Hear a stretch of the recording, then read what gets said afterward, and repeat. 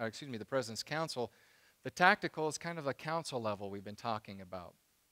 Individuals who would be representative across the institution, regardless of station, so faculty, staff, administration, working at various council levels, focusing on instructional issues, administrative issues, and focusing on student service issues. And then they would be supported by an operational level, which is kind of the committee tier, where a lot of things are introduced, lots of ideas, curricular issues, early budget discussions, and that flows. Some of those decisions can be made at the operational level and never go higher.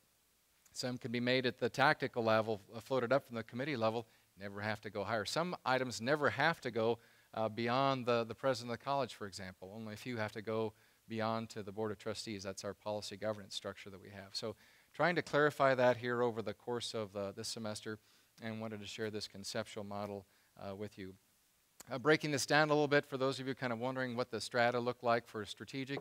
This is an idea of the strategic decision, so think of them as that larger circle, and looking at a significant amount perhaps of risk and perhaps some clarity issues with how vague that might be at a strategic level.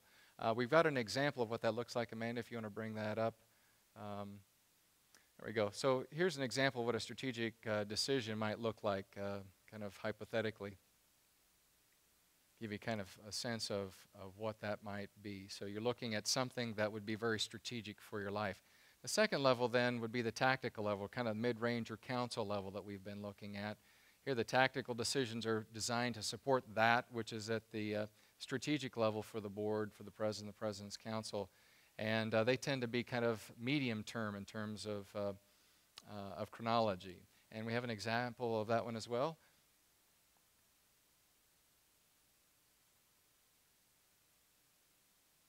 And so looking at the tactical level. And then the operational level, Amanda.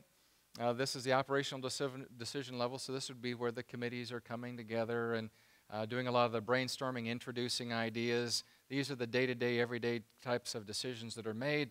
Again, they are designed to support the tactical level of our organization and tend to be low impact on risk and short-term in nature, and we've got an example of that one as well.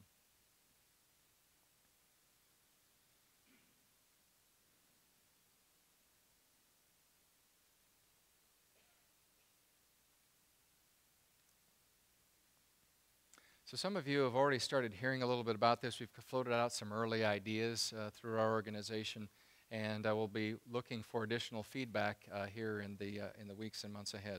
Amanda?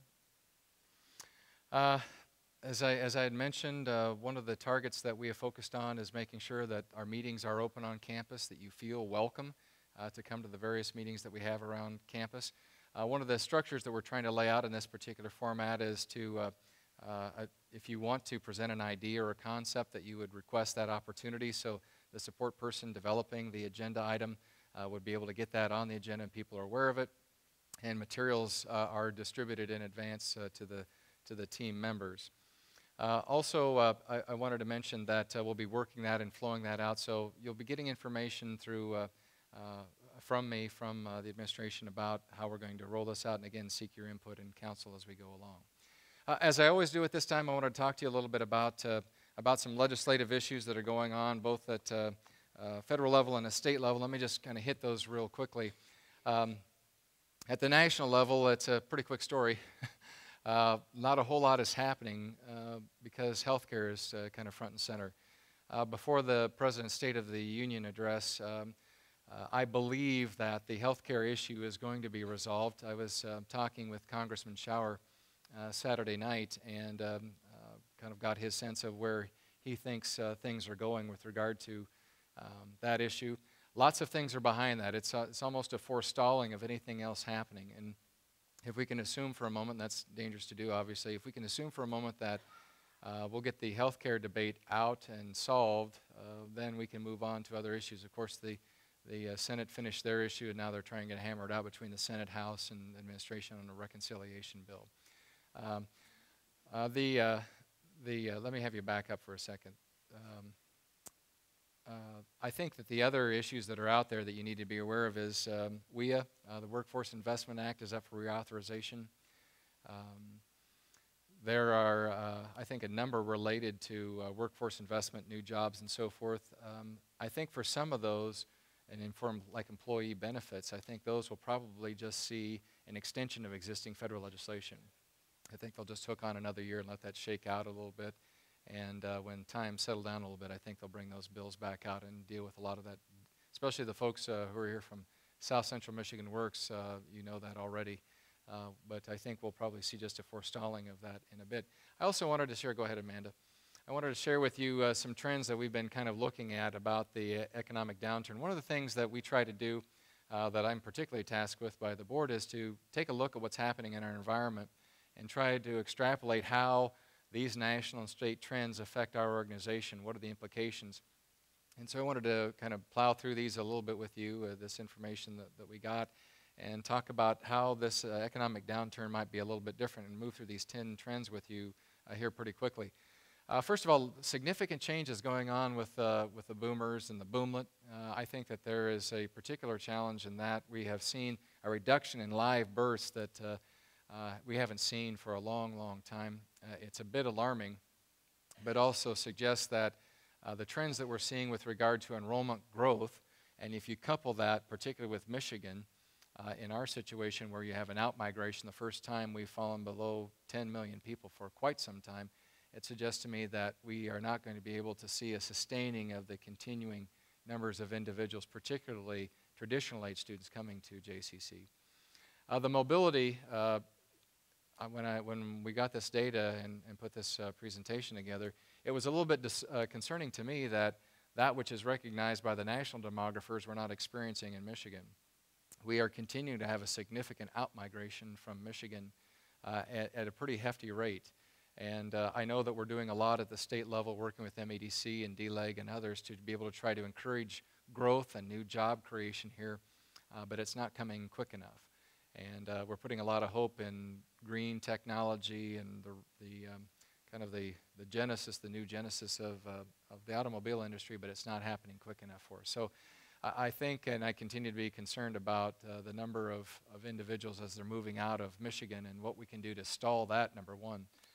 The numbers that I've seen for the K through 12th grade from all of our schools in the Tri-County area continue to be alarming, that we have clearly passed the peak and falling down, and we're being buoyed a bit by displaced workers at this point. So let's move on to the next couple.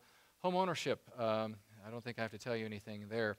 To put more of a kind of a home spin on it here for Jackson, right now I believe we have 1,038 homes in Jackson, Michigan that are in foreclosure. I'm not talking about the county, I'm talking about the city. 1,038 homes in foreclosure, and I think they're currently tearing down somewhere in the neighborhood of 30 of those being torn down by dozers. So you've got that issue, and the cost of home ownership. People are walking away. I was talking to a realtor last week, and she said they're just walking away, Dan. They're just walking away from these homes.